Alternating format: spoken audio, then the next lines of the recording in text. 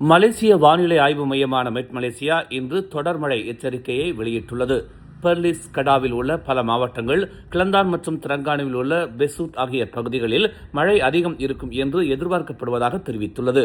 கடாவில் Langkawi, Kubang Pasu, Kota Star, Pokok Sena, Padang Terap, Yan, Pendang மற்றும் sick ஆகிய பகுதிகளிலும், கிளந்தானில் தும்பாட், பாசிர்மாஸ், கோத்தபாரு, தானாமேரா, பாட்சோக், மாச்சாங் மற்றும் பாசிர்புத்தே ஆகிய பகுதிகளிலும் கனமழை பாதிப்புக்குள்ளாகும் என்று கணிக்கப்பட்டுள்ளது. பேரா, பகாங் மற்றும் சிலாங்கூரில் உள்ள பல மாவட்டங்களில் தொடர் மழை பெய்யும் என்று எதிர்பார்க்கப்படுகிறது. ஊடகவியலாளர்களின் பாதுகாப்பில் சமரசம் செய்ய முடியாது என்று தகவல் தொடர்புத்துறை அமைச்சர் ஃபமி ஃபாஜில் வலியுறுத்தியுள்ளார். முன்னதாக விளையாட்டு பத்திரிகையாளர் ஹரீஸ் தியோல் மீது தாக்குதல் குறித்து கருத்து தெரிவித்த அவர், சபாவின் கோத்தகினபாலுவில் ஒரு நிகழ்ச்சியில் கலந்து கொண்ட போது இந்த விஷயம் தமக்கு தெரிவிக்கப்பட்டதாக கூறினார். ஹரேஸ் போலீசில் புகார் அளித்திருப்பதாகவும் இப்போது மருத்துவ அறிக்கைக்கு ஏற்பாடு செய்து வருவதாகவும் தம்மிடம் கூறியதாக ஃபாமி தெரிவித்தார். விசாரணைகள் விரைவில் மேற்கொள்ளப்படும் என்று தாம் நம்புவதாக தமது முகநூல் பதிவில் தெரிவித்துள்ளார். 2413 செய்தி வலைதளத்தின் இணை நிறுவனர் ஹரேஸ் நேற்று மதியம் பங்சாரில் 2 நபர்களால் தாக்கப்பட்டதாக கூறப்படுகிறது.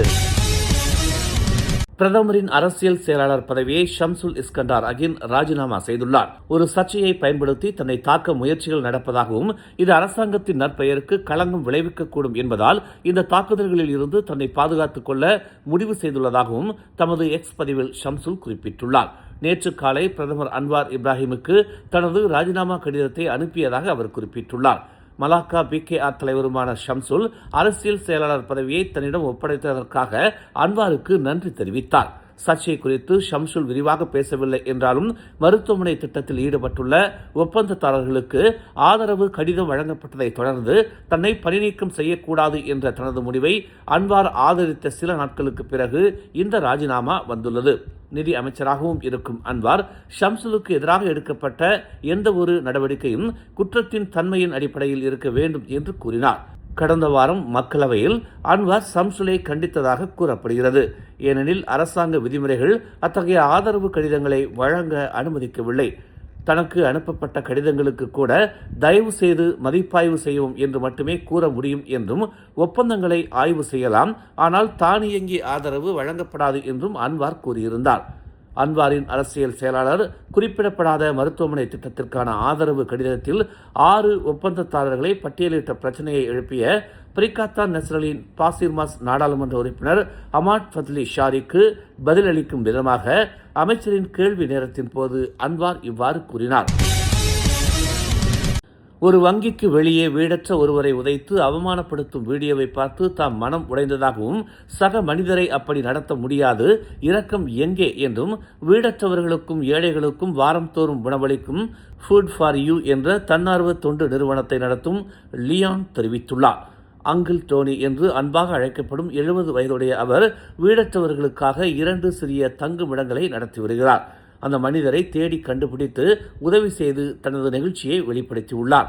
உடனே அந்நபருக்கு உணவு, ஆடைகள் வழங்கப்பட்டதோடு தங்குவதற்கு இடம் கொடுத்துள்ளார் அங்கிள் டோனி. தேசிய பேரிடர் கட்டளை மையமான NDCC நேற்று செவ்வாய்க்கிழமை இரவு 8 மணி நிலவரப்படி 8 மாநிலங்களில் மொத்தம் 22,504 வெள்ளத்தால் பாதிக்கப்பட்டவர்கள் வெளியேற்றப்பட்டுள்ளதாக தெரிவித்துள்ளது. 24 மாவட்டங்கள் பாதிக்கப்பட்டுள்ளன. 129 நிவாரண மையங்கள் திறக்கப்பட்டுள்ளன. எந்த உயிரிழப்பும் ஏற்படவில்லை என்று குறிப்பிடப்பட்டுள்ளது. கிளந்தான் மிக மோசமாக பாதிக்கப்பட்ட மாநிலமாக உள்ளது. 4 மாவட்டங்களில் 3,530 குடும்பங்களைச் சேர்ந்த 9,564 பேர் வெளியேற்றப்பட்டுள்ளனர். மேலும் 40 நிவாரண மையங்கள் செயல்பாட்டில் உள்ளன. இதைத் தொடர்ந்து பெர்லிஸில் 17 மையங்களில் 5,235 பேரும், பேராக்கில் 7 நிவாரண மையங்களில் 982 குடும்பங்களைச் சேர்ந்த 3,092 பேரும் பாதிக்கப்பட்டுள்ளனர். ஸ்லாங்கூரில் 7 மையங்களில் 775 குடும்பங்களைச் சேர்ந்த 2,868 பேர் பாதிக்கப்பட்டுள்ளனர். கெடாவில் 543 குடும்பங்களைச் சேர்ந்த 1,629 பேரும் 11 நிவாரண மையங்களில் தங்கியுள்ளனர். அதே நேரத்தில் பினாங்கில் ஒரு மையத்தில் 11 குடும்பங்களைச் சேர்ந்த 50 பேர் பாதிக்கப்பட்டுள்ளனர். பஹாங்கில் 2 மையங்களில் 19 குடும்பங்களைச் சேர்ந்த 42 பேர் வெள்ளத்தால் பாதிக்கப்பட்டுள்ளனர். இதற்கிடையில் திரங்கானுவில் 6 குடும்பங்களைச் சேர்ந்த 24 பேர் ஒரு நிவாரண மையத்தில் தங்கி உள்ளதாக தெரிவிக்கப்பட்டுள்ளது. கடந்த ஞாயிற்றுக்கிழமை பூலாவுக்குத்தாம் பகுதியில் மோசமான வானிலை காரணமாக படகு கவிழ்ந்து காணாமல் போன 5 மீனவர்கள் திங்கட்கிழமை பிற்பகல் பாதுகாப்பாக மீட்கப்பட்டதாக தெரிவிக்கப்பட்டுள்ளது.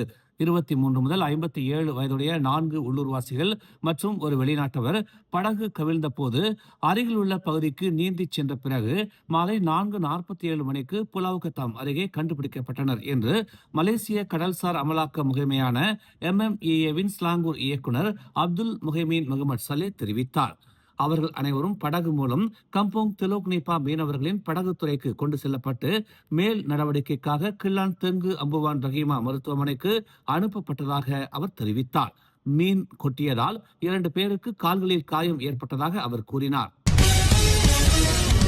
மேலும் செய்திகளை தெரிந்து கொள்ள தமிழ் மலர் இணையதளம், தமிழ் மலர் செயலி மற்றும் மலர் டிவி யூடியூப் சேனலை வலம் வாருங்கள். எங்களோடு இணைந்திருக்க மலர் டிவியை பதிவு செய்து கொள்ளுங்கள்.